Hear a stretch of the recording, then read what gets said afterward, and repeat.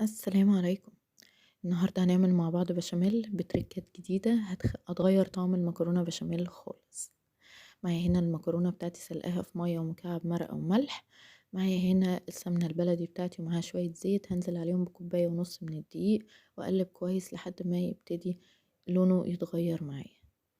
بعد كده هنزل معايا بكمية اللبن بتاعتي وعليها فلفل اسود وملح وأقلب كويس قوي.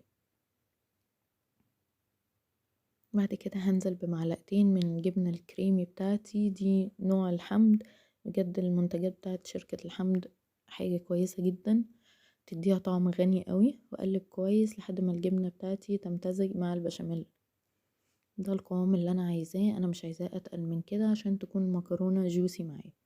معايا هنا العصاج بتاع اللحمة، هنزل بشوية زيت وعليهم شوية بصل واقلب كويس.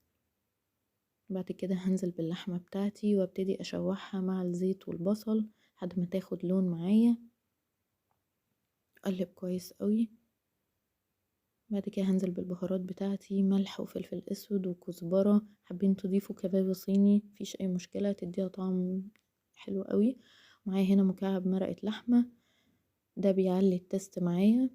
بعد كده بصلاية تانية متقطعة مع شوية فلفل أخضر، حابين تضيفوا خضار زي البسلة زي الجزر، دي حاجة راجعة لكم. تركية هنا بحط معلقتين من صلصة المكرونة، ده بيخلي لون البشاميل في حتة تانية خالص. أقلب كويس أسيبهم يستووا على النار.